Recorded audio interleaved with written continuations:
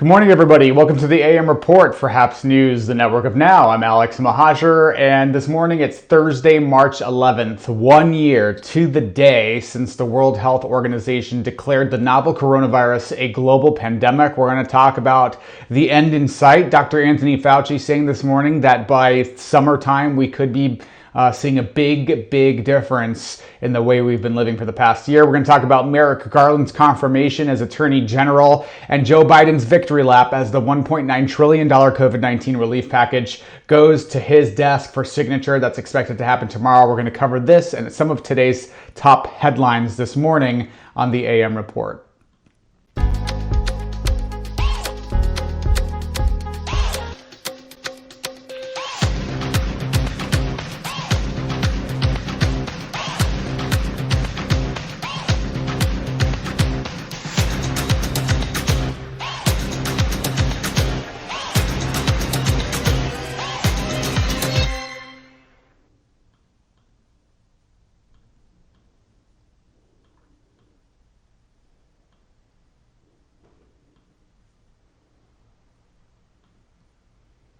Good morning, everyone. I'm Alex Mahajer. If you're watching on the HAPS app, website, or platform, click the award button. Let me know you're enjoying it, or click hello. Let me know where you're watching from. I love seeing you chime in from across the country, around the world. If you're watching on Reddit, YouTube, Periscope, Facebook, wherever you might be watching YouTube, leave a comment and I can actually read your comments live on air and we'll bat around with one another. Good morning already, Reverend Robert Hamilton from Northfield. Good morning, good to see you, and good morning from Mexico City. Good to see you, Habo. Let me know, where are you watching from? How are you feeling this Thursday morning as news of this COVID-19 relief package passing the House of Representatives hits you? How does that affect you? Are you feeling optimistic about the COVID crisis? We've got a lot of headlines to cover this morning, so we're going to jump right into it. The anniversary of a pandemic. Today, it's been 1 year since the World Health Organization declared the novel coronavirus a global pandemic. 531,000 Americans have lost their lives. Dr. Anthony Fauci said this morning that as more people are vaccinated, the more we will return to normalcy, and expects that we will see a big difference by summer or early fall. Millions of people across the world have lost their lives to this pandemic, and millions have been infected. And, it's just very interesting that a year ago, Dr. Fauci says he would have been shocked when 27 people were dead of COVID at this point last year. Exactly 1 year ago. He says he would have been shocked to know that we would have hit over 500,000 deaths in the United States a year later. But nevertheless, we're here. Multiple vaccines have been approved for emergency use and distributed. The Pfizer, Moderna, and Johnson & Johnson vaccines are now in circulation. Joe Biden says we will have enough supply to vaccinate all Americans by the end of May. And here's Dr. Anthony Fauci this morning talking about his outlook for our progress on COVID-19. Dr. Anthony Fauci. Before I let you go, a version of the question I've been asking you for a year, again, like my kids, are we there yet? When do you think we are going to see this country return to the normal that we're used to? Well, I think it's going to be gradual, Savannah, and I think it's really going to start as we get more and more people vaccinated. We know from the president that we're going to have enough vaccine to vaccinate everybody in the country by the end of May. If we really turn on the afterburners and get a lot of people vaccinated, the overwhelming proportion of the population, I think by the time we get into the mid to late summer, early fall, we're going to start seeing a big difference.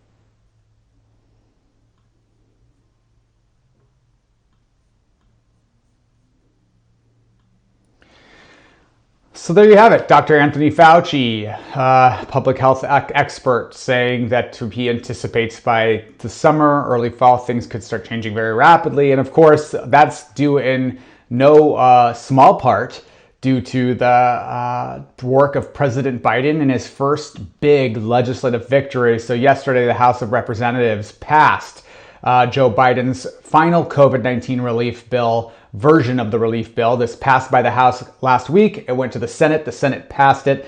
but there were some changes. So it went back to the House for final passage. The House has passed it as of yesterday. They're giving Joe Biden his first legislative victory in passing his $1.9 trillion COVID-19 relief package. So not a single Republican voted to support it. So Republicans not interested in offering relief to everyday Americans. They say that the price tag is too expensive, and yet they voted for a $1.9 trillion tax cut for the wealthy just a couple years ago under Donald Trump. The bill, this current bill, the COVID-19 relief bill, sends direct relief to Americans, $1,400 checks to Americans making under 80 grand a year, monthly child credit payments. It extends unemployment benefits, sends food and rental assistance to low-income Americans, and offers aid to state and local governments, offers money and funding for vaccine distribution, and and a lot more. It's a generational, transformational change in the way the economy will work. It's a major, major win. It has broad bipartisan support among voters of both parties, though not a single member of the U.S. Senate, not a single member of the U.S. House of Representatives voted for the bill. President Biden, we anticipate he will sign the bill tomorrow. And in advance of this signing of the bill, which we hear is going to have a lot of fanfare around it, he wants it to be very ceremonial. Joe Biden is planning on addressing the United States, addressing the nation tonight to commemorate the 1-year anniversary of the pandemic, and following his win in the House and his announcement that the administration has purchased an additional 100 million doses of the Johnson & Johnson vaccine. So President Biden's going to address the nation tonight, and then he'll embark on a nationwide press tour to sell the bill, saying that President Obama, his Democratic predecessor and his president when he was vice president, he did not do enough to sell the 2009 stimulus bill after the economy crashed during the Great Recession of 2008, 2009. He says that the former President Obama didn't do enough to sell the bill, and then allowed Republicans to sort of clobber him on the price tag, even though the stimulus was very popular, and this current stimulus is very popular. He's not going to allow Republicans to control the message on this. It has broad bipartisan support. It offers major relief to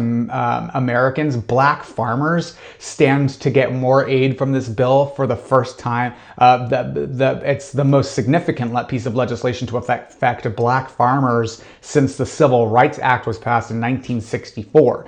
So it's just altogether a massive bill, and he wants to sell it to the American people. So he is going to embark on a nationwide press tour, along with his vice president, the first lady, and the second gentleman, Doug Emhoff and Jill Biden, respectively, as well as some of his deputies, cabinet members.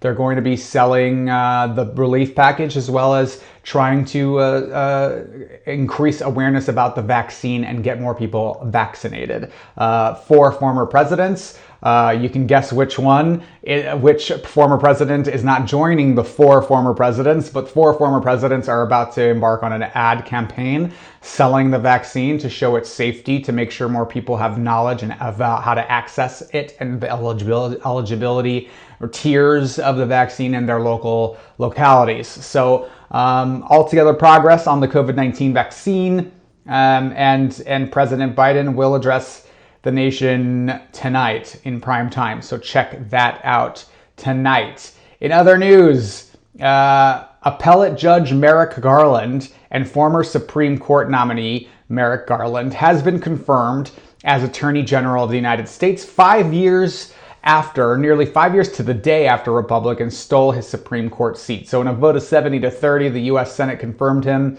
and Merrick Garland is Attorney General. His first order of business, he says, will be to, quote, fully prosecute the attack on the U.S. Capitol on January 6th. And during his confirmation hearings, Merrick Garland was very clear that he intends to work towards rooting out white supremacy, and talked very emotionally during his confirmation hearings about his family being an immigrant family, survivors of the Holocaust, and his deep and unyielding commitment to rooting out oppression and white supremacy. So that's going to be Good news for the United States following a very difficult 4 years where white nationalism and racism have become domestic terror threats and have become national security threats in the United States. And following the January 6th Capitol insurrection, justice needs to be served. So I'm glad Merrick Garland will make that a priority in his Justice Department, and he's going to be inheriting a lot of politically charged messes. So his independence as the nation's leading law enforcement official is going to be really important, that he's not beholden to anyone and that he's able to make independent decisions on politically charged and difficult cases. So Merrick Garland, confirmed. He joins Martha Fudge, who is confirmed as the director of the Housing and Urban Development, and Michael Regan, who was he was confirmed as the Environmental Protection Agency's director. So altogether, Joe Biden's cabinet is coming quite along. And in what are you guys thinking? Let's see some comments. Biden doesn't know where he is half the time, says someone. Peter, come on, Peter, give me a break with this propaganda. Simon says, I work for Hilton and this makes me happy. Good. I'm glad. Very good, Simon. I'm happy about that for you. So happy for you. Finally, some news from across the pond. Following this explosive interview that happened on Oprah the other day on CBS with Oprah Winfrey and Prince Harry and his wife Meghan Markle claiming racism in the royal family, that members of the royal family questions the color of their child's skin and how it might impact people. And so during a visit to a school in London yesterday, his brother Prince William kind of spoke out in response to a question from a reporter. He says that the royals are, quote, very much not a racist family. Super convincing. And he says he has not spoken to his brother, but he will do so. Buckingham Palace previously said the claim was, quote, concerning, end quote, but it would be addressed privately. In a statement, the palace says that, quote, recollections may vary, but that the Sussexes, that's Prince Harry and Meghan Markle and their son Archie and their unborn, they have one unborn child on the way.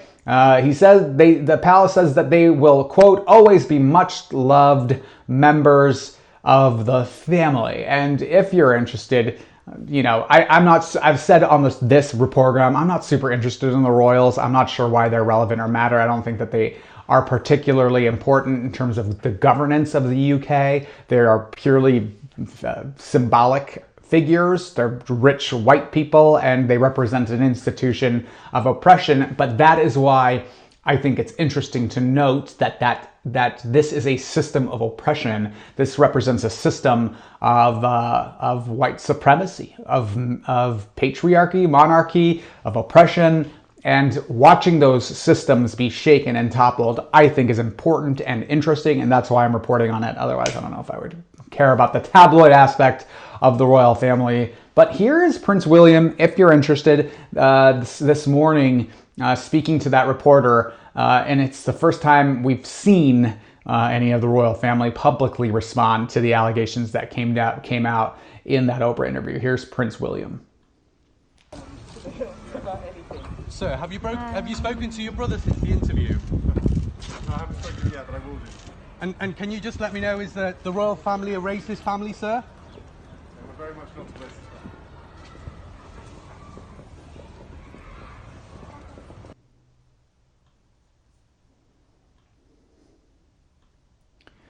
Very much so not a racist family. I have a different Chiron for this, not Merrick Garland. So let's take Merrick Garland's face off. There's Oprah being like, what?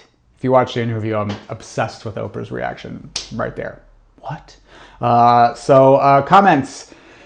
Let's hope and pray that all of this will end and normalcy will return, says William Ball. Amen.